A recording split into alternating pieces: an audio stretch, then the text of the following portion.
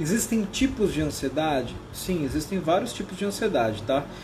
Desde a ansiedade comum, natural, que todo ser humano tem e que ajuda a gente até a lidar com situações do dia a dia. Depois tem uma ansiedade também de padrão, que é uma ansiedade que é causada por um evento real, que gera esse tipo de sentimento nela, mas que também dá para se trabalhar e viver a vida. Depois tem a ansiedade a nível muito alto, que é a ansiedade exacerbada, ou seja, você começa a ter pensamentos futuros ansiosos de algo que nem se concretizou e você nem sabe se vai se concretizar. Então, a partir dessa ansiedade, começa-se a ter problemas emocionais, problemas comportamentais e tudo mais. E aí, depois dessa ansiedade exacerbada, também tem os transtornos de ansiedade, né, que já são doenças. Alguns transtornos mais comuns e tal da ansiedade é a TAG, né, que é o transtorno de ansiedade generalizado, a síndrome do pânico, o TOC, que é o transtorno obsessivo compulsivo, e aí por aí vai, tá? E todos esses tipos de ansiedade que eu falei, desde da mais comum até os transtornos, eles causam dificuldades emocionais, até físicas na pessoa. Então é sempre interessante fazer um tratamento para lidar melhor com isso. Transtorno bipolar, existe cura? Não tem cura para transtorno de humor, tá? Tem tratamento, que é muito bom e que, se fizer direitinho, dá uma controlada bem bacana. Deixa eu passar essa informação que eu acho interessante, né? Para quem não sabe. Transtorno bipolar é um transtorno de humor, que tem CID, é uma doença, tá? E ele se caracteriza por momentos tanto de mania, que podem durar algum tempo, quanto de depressão. E aí, quando essa pessoa está em mania, ela tem perda de contato com a realidade, ela acha que ela pode tudo, que nada vai acontecer com ela, ela começa a ter insônia, perder a vontade de dormir, e achar que é capaz de fazer tudo. E aí, quando ela vai para o estado depressivo, ela tem todos os sintomas da depressão, né? Então, perda de energia, desmotivação para fazer as coisas, não tem mais vontade de fazer nada. Então, isso tudo é característico. Mas eu não sei se você perguntou por curiosidade, ou se você tem isso, ou se alguém da tua família tem. Então, o mais importante é você procurar ajuda especializada de um psiquiatra e um psicólogo. Você vai ver como isso vai melhorar. Olha lá, tem continuação. Qual método seria bom para melhorar esse tipo de transtorno bipolar? Foi o que eu acabei de falar no final da outra, né? É uma combinação entre tratamento psiquiátrico e psicoterapia, tá? Então, na parte da psiquiatria, você vai passar em consulta para entender qual que é o seu TAB e entender qual que é o melhor medicamento para você. Geralmente é um estabilizador de humor junto com um antidepressivo e assim por diante. E aí estabiliza seu estado. Já na parte da psicoterapia, você vai trabalhar tanto o entendimento da sua doença, quanto novas formas de controle, de saber lidar melhor, de modificar pensamento e de trabalhar novos comportamentos. Como me livrar da insegurança e do medo? Bom, do medo você não vai se livrar nunca, porque é uma emoção primária do ser humano. Todo mundo tem medo, não adianta você querer deixar de ter medo. Então isso tem que ficar muito bem entendido. A emoção primária não desaparece, a gente não consegue eliminar, porque faz parte do ser humano. E cada vez que um evento causar esse tipo de emoção, apertar o gatilho, isso vai surgir na gente. O que você precisa entender é a origem desse medo, por que esse medo está aparecendo. Se é de uma coisa real que aconteceu, que faz sentido, ou se é de uma coisa que não faz sentido nenhum você ter medo, tá? Já a insegurança, ela é uma construção racional, ou seja, é o teu racional trabalhando, racional que eu digo a parte lógica, trabalhando com o entendimento dessa emoção para gerar um sentimento. Quando eu digo racional, não quer dizer que é a melhor opção, a melhor decisão que você vai tomar, tá? Mas é a decisão que naquele momento você entende pelo evento, pela emoção que gerou, e aí isso transforma em um sentimento que, no seu caso, foi a insegurança. E aí sim, o sentimento, que é a insegurança, você consegue se livrar. Agora, para conseguir se livrar, você tem que fazer todo o processo, entender por que teve o medo, por que esse medo e qual foi sua construção de pensamento para gerar o sentimento.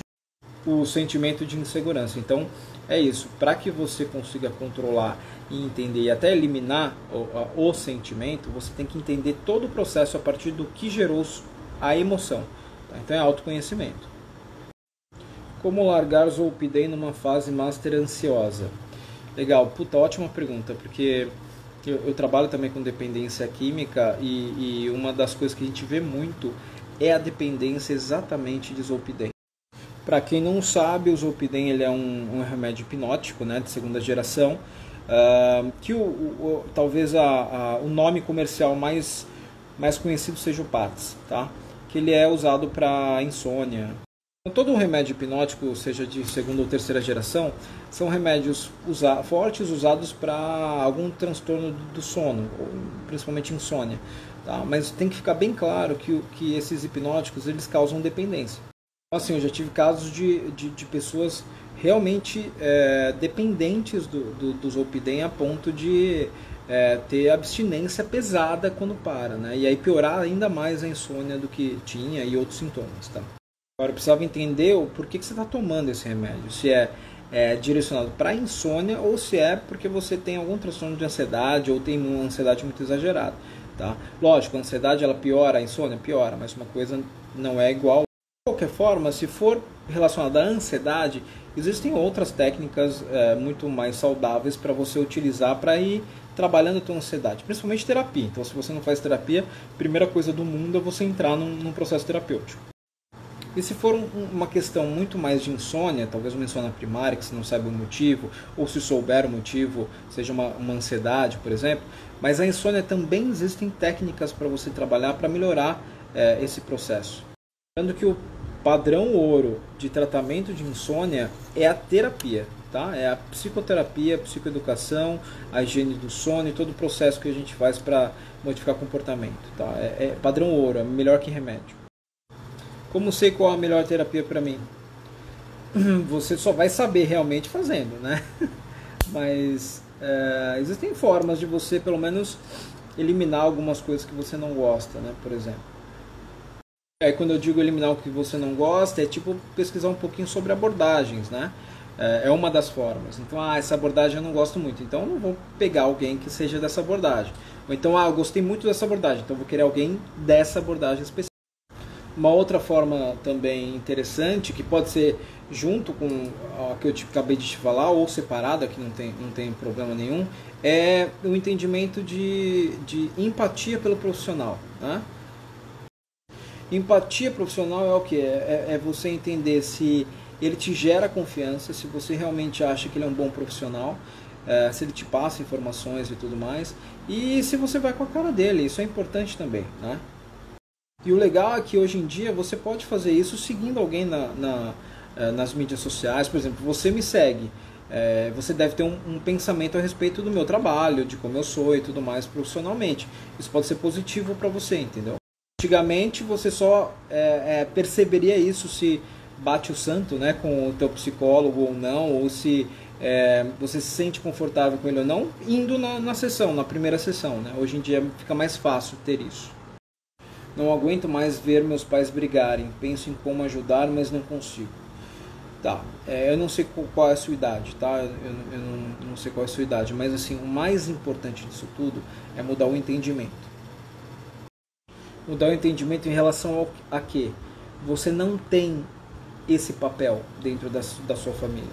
Você não tem o papel de ser o mediador ou o cara que vai solucionar o problema dos pais. Então não traga um papel que não é seu para você. Não use um peso que não é seu para te atrasar e para te deixar negativo, se sentindo culpa. O que os pais resolvem é dos pais. Não é seu papel, por exemplo, ficar escutando a mãe falar mal do pai ou o pai falar mal da mãe. Não é seu papel. Seu papel é ser filho. E ser filho é hierarquicamente menor do que ser pai. Tá? Então entenda. Assim como não é seu o papel de ser o salvador da pátria, o cara que vai resolver a situação, que vai botar panos quentes e tudo mais. Não é seu papel.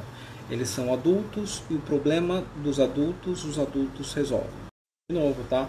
Por mais que você não concorde com os comportamentos dos pais, não cabe a você modificá-los. Legal? Lembra sempre da hierarquia. Isso é muito importante para o teu emocional e para a tua vida. Qual o principal comportamento de um viciado? Adicto, tá? Ou dependente químico. Viciado não é uma palavra legal de se falar.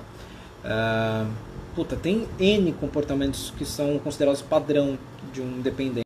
Então eu vou falar um só, que é um comportamento muito padrão de dependente químico e que atrapalha muito tanto ele quanto a família, quanto o tratamento em si, que é a mentira, o padrão de ser mentiroso, tanto para os outros quanto para si.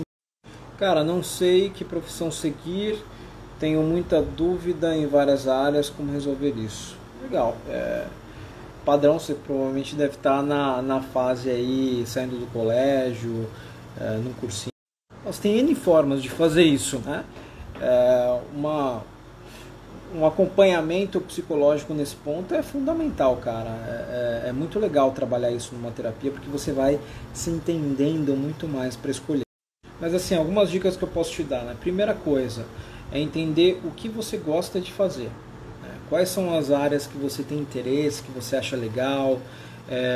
Já começa a separar por isso, escreve as áreas.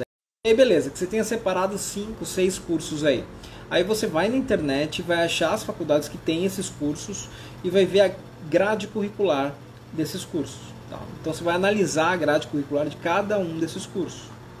E aí você vai ver pela grade curricular o que te interessa e o que não te interessa.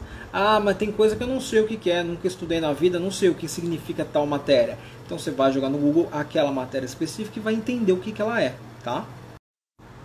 Depois disso feito, você vai ter uma ideia também de algo que, puxa, isso não, tem muita matéria que eu não curti e tal, que eu não acho legal, então você vai separar aquilo lá também. Outra coisa é, pesquisa na internet comentários de pessoas que já trabalham na área. E aí você vai ver dicas, comentários dessas pessoas, ver se é uma profissão difícil, as áreas que você pode entrar dentro de cada profissão, né, que o leque é muito amplo, geralmente. Aí depois, se você puder, entre em contato com profissionais da área, entre em contato, fala com essa pessoa. Vira e mexe no meu Instagram, tem gente ou que faz psicologia, está no começo da psicologia, ou está pensando em fazer e pergunta para mim como é que é e tudo mais.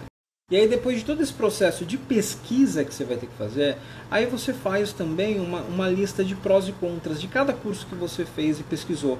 O que você gostou e que seria legal e o que não seria legal dentro da profissão. Com certeza, depois que você fizer tudo isso, você vai ter um direcionamento melhor, você vai ter um entendimento melhor, tá? Lógico, isso é um processo, é uma pequena parte do que, por exemplo, eu faço numa terapia para trabalhar essa questão.